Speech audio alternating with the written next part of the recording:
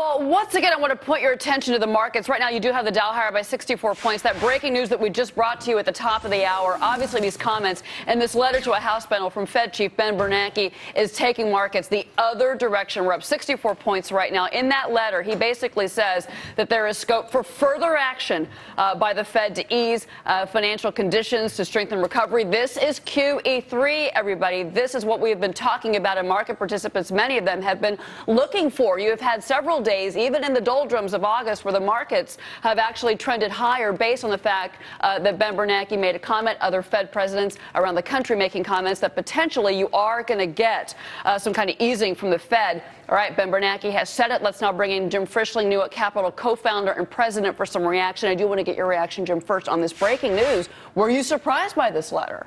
I think the Fed has been consistently talking about standing by, being ready, willing, and able to act. I also think that the unemployment rate, and jobs specifically, is one of the things they look at and are preparing to... the dual mandate of the Fed. Exactly. Very well said. But again, I think August 1st minutes indicate the Fed, the majority of, is ready to take more action. But some of the economic data since then has been a little bit more encouraging. And again, not so much that I think that the Fed won't act. And I think QE3, while it's not an overwhelming, I think, I guess, prediction, but I would say that I'm in the camp that they are going to act because, again, I still feel they're committed to doing it. But I have to disagree with you on one point here, and this is what we heard from Bullard yesterday, and he's not wrong here, is that the economy, though, we have been seeing some signs of improvement. Yep. So, you know, we got the Fed minutes, fair enough, but at the same time, the data is getting better. How can Bernanke justify, even in this, what he's just said to the House panel today, how can he justify easing when you're getting data points on housing that are showing us in particular that things are improving? This doesn't make sense to me. Housing improving,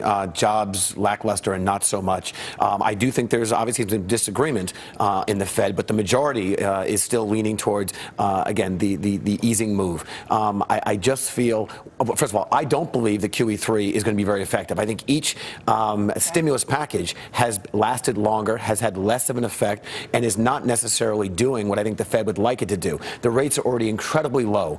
It's not a challenge for big companies to borrow and to make investments. However, I still believe the conviction is by showing that they're standing by, ready, willing, and able, they're going to keep those rates low, and maybe companies will, again, invest. Something else that the Fed chairman has been very vocal about, it, that is the fiscal cliff. It is looming. It is coming. We are talking about massive cuts in spending, tax, hikes. Fair enough, the expiration of the Bush tax cuts. I say that is a tax hike.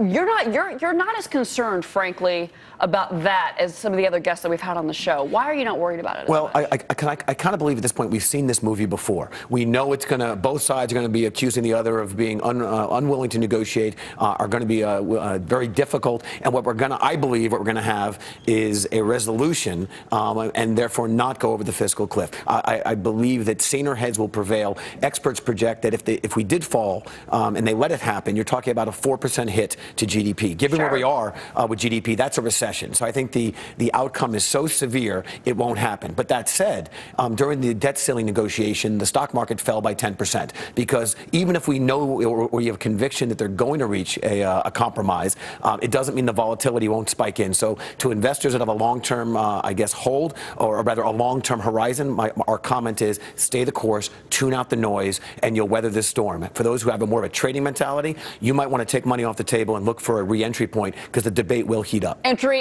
after the first of the year, then, obviously. That's right. Okay, Jim Frischling, thank you for commenting on the breaking news. Good to have you on the show, as always. Thanks very much. Jim.